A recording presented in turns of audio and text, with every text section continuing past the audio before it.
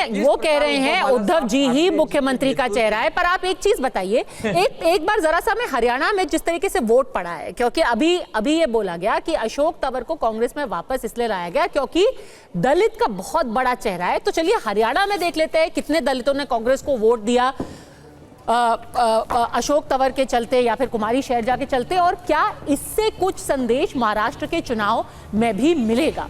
क्योंकि आप याद रखिए कि ओबीसी वोट है, दलित वोट है, मराठा वोट है, मुस्लिम वोट है, ये बहुत बड़े वोट हैं महाराष्ट्र के अंदर, और उनमें से 2 वोट जो हैं ओबीसी और दलित, उन्होंने कैसा प्रदर्शन किया हरियाणा में, ये देखना बहुत जरूरी है। तो अगर आप ये 2 वोट देखेंगे, यादव जो कि ओबीसी में ही आते हैं, 25% वोट पड़ा कांग्रेस पार्टी को, 62% अहीरवाल जो पूरा इलाका है वहां पे यादवों का इलाका है, वो यादव ओबीसी वोट मिला भारतीय जनता पार्टी को 62%। और अगर आप देखें यहां पर ब्राह्मणों का, अगड़ी जातियों का वोट है तो 31% कांग्रेस को मिला, बीजेपी को मिला 51%। क्या अगर हम इसमें दलित का भी वोट देख सकते हैं? अगर इसको आगे बढ़ा करके हम दलितों का वोट देखें, देखिए यहां पर अन्य एससी, जाटव और अन्य ओबीसी, ये देखना बहुत जरूरी है। 32% अन्य ओबीसी वोट मिला कांग्रेस को, पर 47% अन्य ओबीसी वोट गया बीजेपी को। दलितों का भी 45% बीजेपी के पास, और बाकी एससी महज 33%। दलित वोट गया भारतीय जनता पार्टी को चित्रा जी, ओबीसी वोट गया, यहां तक कि यादव वोट भी गया भारतीय जनता पार्टी को।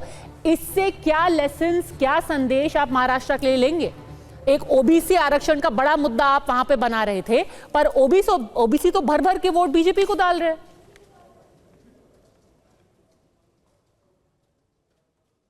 देखिए पद्मजा जी, जैसे मैंने आपको कहा ऑलरेडी कि इसके ऊपर हमारी समीक्षा बैठकें जारी है, और जरूर ये आंकड़े हमारी सीनियर लीडरशिप भी देख रही होगी, और इसके चलते आने वाले दिनों में महाराष्ट्र के अंदर किस तरीके से ड्यू कोर्स करेक्शन किया जाए, उसके ऊपर उन्होंने एक स्ट्रैटेजी बनाई होगी। तो वो आपको आने वाले दिनों में हम जरूर विस्तारित तौर से बताएंगे।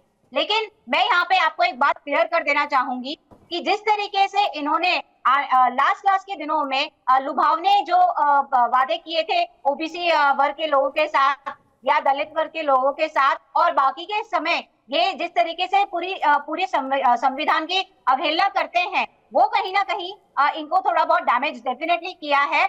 ओबीसी का इन्होंने क्रीमीलियर जो फैक्ट था, जो क्रीमीलियर मार्जिन था, वो इन्होंने इंक्रीज करी थी, तो कहीं ना कहीं शायद उसमें से भी ओबीसी का जो वोट है वो इनके पास गया होगा।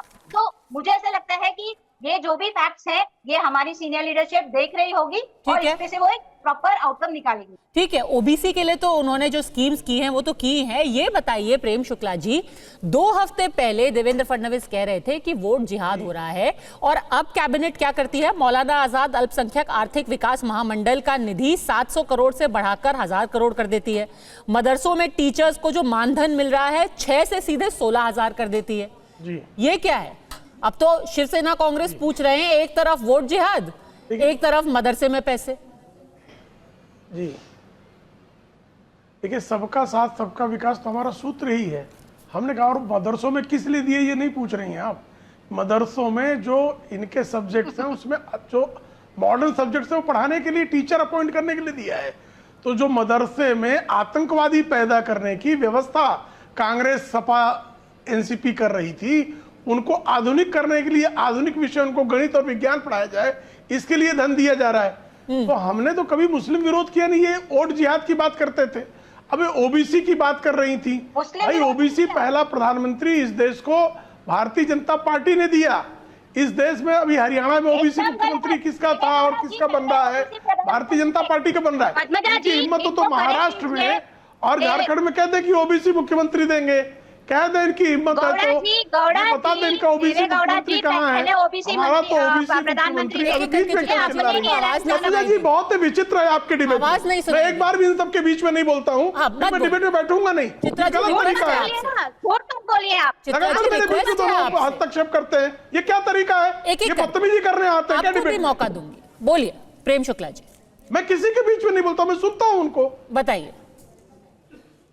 देखिए ओबीसी जो है, ये ओबीसी विरोधी जो है पंडित नेहरू से लेके राजीव गांधी तक ओबीसी विरोध उन्होंने, भाई अलीगढ़ मुस्लिम विश्वविद्यालय से ओबीसी का आरक्षण किसने खत्म कराया? जामिया इस्लामिया से ओबीसी का आरक्षण, एससी एसटी का आरक्षण किसने खत्म कराया? ओबीसी की बात कर रहे हैं, आनंद दुबे से पूछ लीजिएगा। बाला साहब ठाकरे ने मंडल आयोग की सिफारिशों को लागू करने का खुला विरोध किया था कि नहीं किया था? और छगन भुजबल जो है वो शिवसेना को 1991 में इसी आधार पर तोड़कर गए थे कि नहीं गए थे? और मुझे बता दें, उद्धव ठाकरे 2019 तक आरक्षण का विरोध कर रहे थे कि नहीं कर रहे थे? अचानक आरक्षणवादी कैसे हो गए वो? ठीक है, बताइए आनंद दुबे जी।